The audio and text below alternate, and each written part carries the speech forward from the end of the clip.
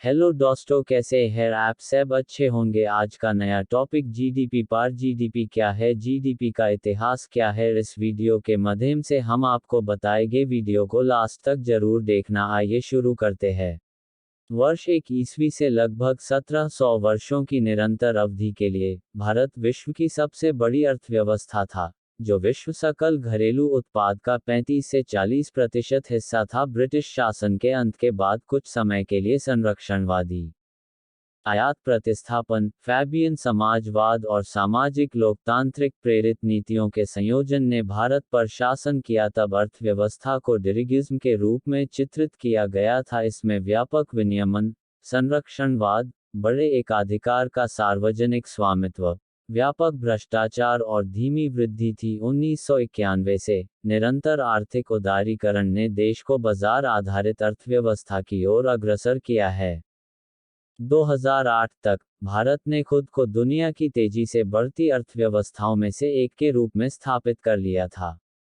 प्राचीन और मध्यकालीन युग। सिंधु घाटी सभ्यता। सिंधु घाटी सभ्यता के नागरिक, एक स्थायी बस्ती जो 2800 ईसा पूर्व और 1800 ईसा पूर्व के बीच फली फूली, कृषि, पालतू जानवरों का अभ्यास करती थी, समान वजन और माप का उपयोग करती थी, उपकरण और हथियार बनाती थी, और अन्य शहरों के साथ व्यापार करती थी। सुनियोजित सड़कों, एक जल निकासी व्यवस्था और जल आपूर्ति के साक्ष्य से शहरी नियोजन के बारे में उनके ज्ञान का पता चलता है, जिसमें पहले ज्ञात शहरी स्वच्छता प्रणाली और नगरपालिका सरकार के एक रूप का अस्तित्व शामिल था। पश्चिमी तट। प्रारंभिक समय से लेकर 14वीं शताब्दी ईस्वी तक दक्षिण भारत और दक्षिण पूर्व और पश्चिम एशिया के बीच बड़े पैमाने पर समुद्री व्यापार किया जाता था।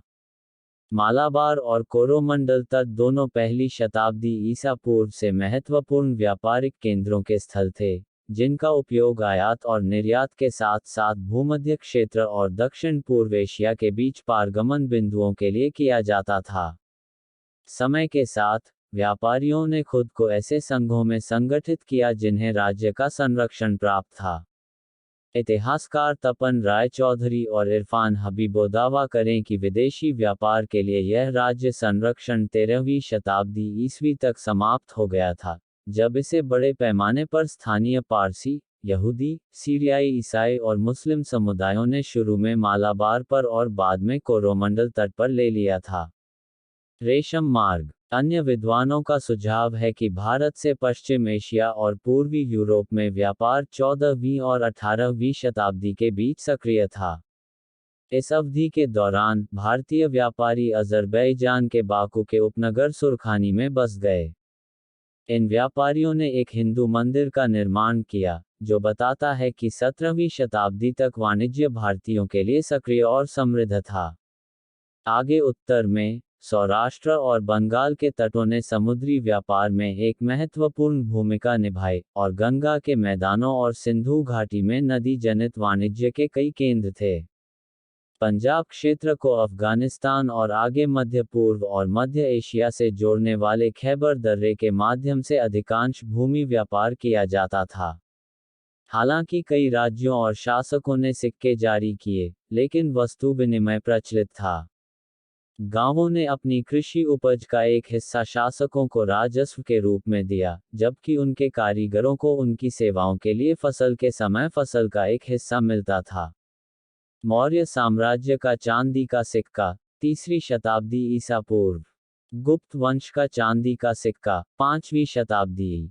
मुगल युग, राजपूत युग, मराठा युग। यह भी देखें, बंगाल में मलमल का व्यापार और मैसूर साम्राज्य की अर्थव्यवस्था। 18वीं शताब्दी तक मुगल साम्राज्य के अधीन भारतीय अर्थव्यवस्था विशाल और समृद्ध थी। सीन हॉकिन का अनुमान है कि 17वीं शताब्दी में चीन और भारत का विश्व जीडीपी में 60 से 70% हिस्सा हो सकता है। मुगल अर्थव्यवस्था गढ़ी हुई मुद्रा, भू राजस्व और व्यापार की एक विस्तृत प्रणाली पर कार्य करती थी। सोने, चांदी और तांबे के सिक्के शाही टकसालों द्वारा जारी किए जाते थे, जो मुफ्त सिक्के के आधार पर काम करते थे।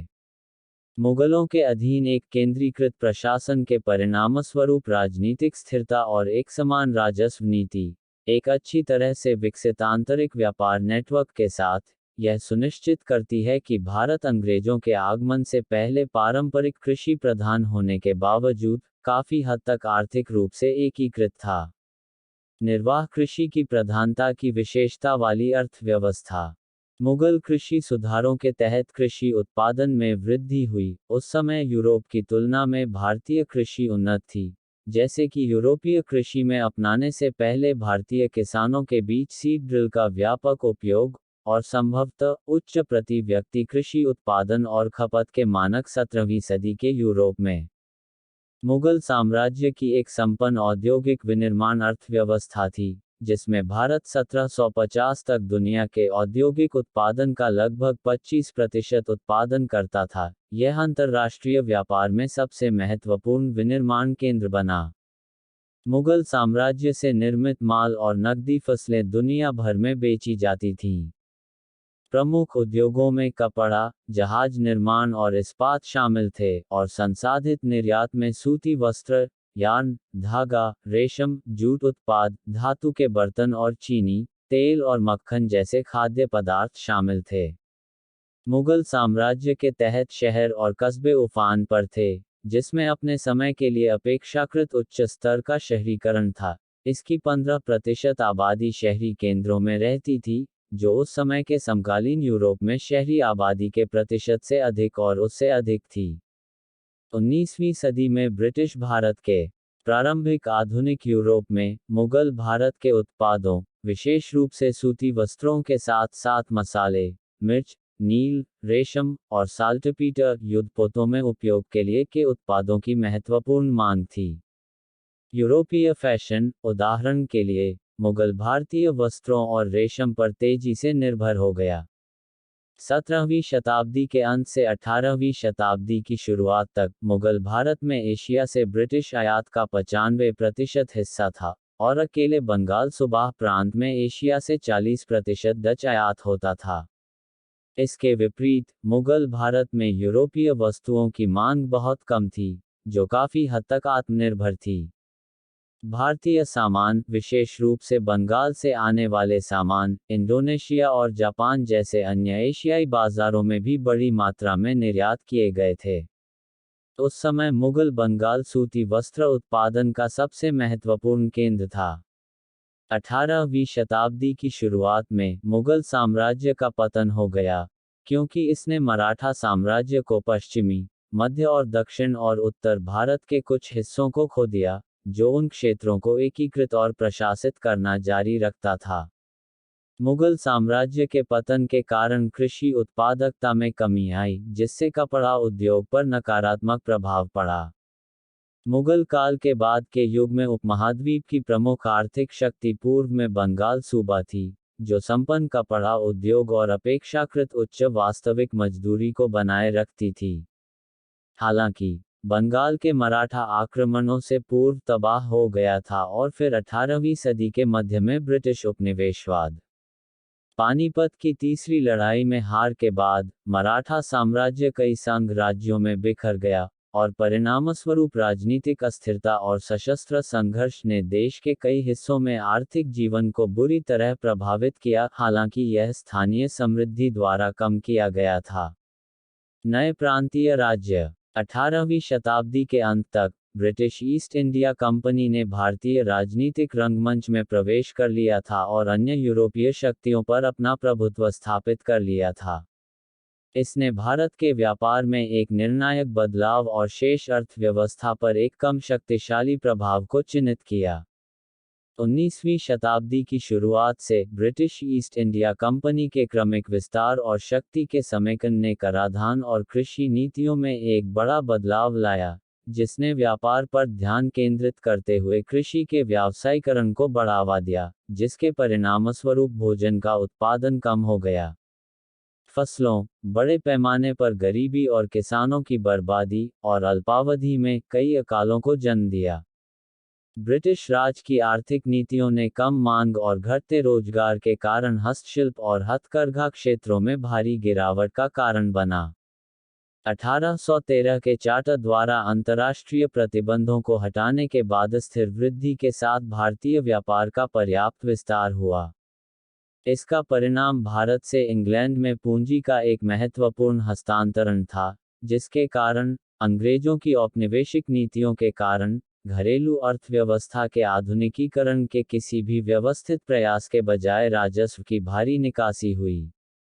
ब्रिटिश शासन के तहत विश्व अर्थव्यवस्था में भारत की हिस्सेदारी 1700 में 24.4% से घटकर 1950 में 4.2% हो गई। मुगल साम्राज्य के दौरान भारत की जीडीपी पीपीपी प्रति व्यक्ति स्थिर थी और ब्रिटिश शासन की शुरुआत से पहले गिरावट शुरू हो गई थी। 51 वैश्विक औद्योगिक उत्पादन में भारत का हिस्सा 1750 में 25% से घटकर 1900 में 2% हो गया। साथ ही विश्व अर्थव्यवस्था में यूनाइटेड किंगडम का हिस्सा 1700 में 2.9% से बढ़कर 1870 में 9% हो गया। ब्रिटिश ईस्ट इंडिया कंपनी ने 1757 में बंगाल की अपनी विजय के बाद बड़े भारतीय बाजार को ब्रिटिश सामानों के लिए खोलने के लिए मजबूर किया था, जिसे भारत में बिना शुल्क या शुल्क के बेचा जा सकता था।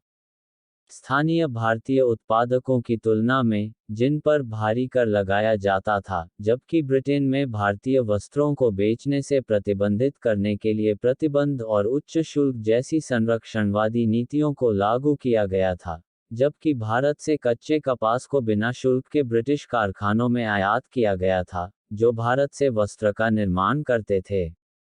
कपास और उन्हें वापस भारतीय बाजार में बेच दिया। ब्रिटिश आर्थिक नीतियों ने उन्हें भारत के बड़े बाजार और कपास के संसाधनों पर एकाधिकार दिया। भारत ने ब्रिटिश निर्माताओं को कच्चे माल का एक महत्वपूर्ण आपूर्तिकर्ता और ब्रिटिश निर्मित माल के लिए एक बड़े कैप्टिव बाजार के रूप में कार्य किया। 19वीं शताब्दी के दौरान भारत में ब्रिटिश क्षेत्रीय विस्तार ने एक संस्थागत वातावरण तैयार किया, जिसने कागज पर उपनिवेशवादियों के बीच संपत्ति के अधिकारों की गारंटी दी, मुक्त व्यापार को प्रोत्साहित किया और कंपनी के भीतर निश्चित विनिमय दरों, मानकीकृत वजन और उपायों और पूंजी बाजारों के साथ एकल मुद्रा बनाई क्षेत्रों पर कब्जा कर लिया। इसने रेलवे और टेलीग्राफ की एक प्रणाली भी स्थापित की, एक सिविल सेवा जिसका उद्देश्य राजनीतिक हस्तक्षेप, एक सामान्य कानून और एक प्रतिकूल कानूनी प्रणाली से मुक्त होना था। यह विश्व अर्थव्यवस्था में बड़े बदलावों के साथ मेल खाता है, औद्योगिकरण और उत्पादन और व्यापार में महत्वपूर्ण वृद्धि। हालांकि औपनिवेशिक शासन के अंत में भारत को एक ऐसी अर्थव्यवस्था विरासत में मिली जो विकासशील दुनिया में सबसे गरीब में से एक थी। औद्योगिक विकास ठप हो गया। कृषि तेजी से बढ़ती आबादी, एक बड़े पैमाने पर अनपढ़ और अकुशल श्रम शक्ति को खिलाने में असमर्थ थी, और अत्यधिक अपर्याप्त बुनियादी ढांचा। 1872 की जनगणना से पता चला कि वर्तमान भारत के क्षेत्र की 91.3% आबादी गांवों में निवास करती है। यह पहले के मुगल युग से गिरावट थी, जब 1600 में 85% आबादी गांवों में और 15% शहरी केंद्रों में रहती थी। शहरीकरण आमतौर पर 1920 के दशक तक ब्रिटिश भारत में सुस्त रहा, औद्योगिकरण की कमी और पर्याप्त परिवहन के अभाव के कारण। इसके बाद भेदभावपूर्ण संरक्षण की नीति, जहां कुछ महत्वपूर्ण उद्योगों को राज्य द्वारा वित्तीय सुरक्षा दी गई थी, द्वितीय विश्व युद्ध के साथ उद्योगों के विकास और फैलाव को देखा, ग्रामीण शहरी प्रवास को प्रोत्साहित किया, और विशेष रूप से बड़े बंदरगाह शहर बॉम्बे का, कलकत्ता और मद्रास का तेजी से विकास हुआ। इसके बावजूद 1951 तक भारत की आबादी का केवल छठा हिस्सा ही शहरों में रहता था। भारत की अर्थव्यवस्था पर ब्रिटिश शासन का प्रभाव एक विवादास्पद विषय है। भारतीय स्वतंत्रता आंदोलन के नेताओं और आर्थिक इतिहासकारों ने इसके बाद भारत की अर्थव्यवस्था की निराशाजनक स्थिति के लिए औपनिवेशिक शासन को दोषी ठहराया है और तर्क दिया है कि ब्रिटेन में औद्योगिक विकास के लिए आवश्यक वित्तीय ताकत भारत से ली गई संपत्ति से प्राप्त हुई थी। साथ ही दक्षिणपंथी इतिहासकारों ने प्रतिवाद किया है कि भारत का निम्न आर्थिक प्रदर्शन विभिन्न क्षेत्रों के विकास और गिरावट की स्थिति में होने के कारण उपनिवेशवाद द्वारा लाए गए परिवर्तनों और एक ऐसी दुनिया के कारण था जो औद्योगिकरण और आर्थिक एकीकरण की ओर बढ़ रही थी। कई आर्थिक इतिहासकारों ने तर्क दिया है कि वास्तविक वेतन में गिरावट 19वीं शताब्दी की शुरुआत में हुई थी, या संभवतः 18वीं शताब्दी के अंत में शुरू हुई थी, मुख्यतः ब्रिटिश साम्राज्यवाद के परिणामस्वरूप। प्रसन्नन पार्थसारथी और शशि शिवरामकृष्ण के अनुसार, भारतीय बुनकरों की अनाज मजदूरी उनके ब्रिटिश समकक्षों की तुलना में तुलनीय थी और उनकी औसत आय निर्वाह स्तर से लगभग 5 गुना थी, जो यूरोप के उन्नत हिस्सों के बराबर थी। हालांकि उन्होंने निष्कर्ष निकाला कि डेटा की कमी के कारण निश्चित निष्कर्ष निकालना कठिन था और अधिक शोध की आवश्यकता थी। यह भी तर्क दिया गया है कि भारत 18वीं शताब्दी के उत्तरार्ध में मुगल साम्राज्य के पतन के अप्रत्यक्ष परिणाम के रूप में गैर औद्योगिकरण के दौर से गुजरा। ऐसे वीडियो देखने के लिए चैनल को subscribe, like, comment and share जरूर करना। Thank you for watching.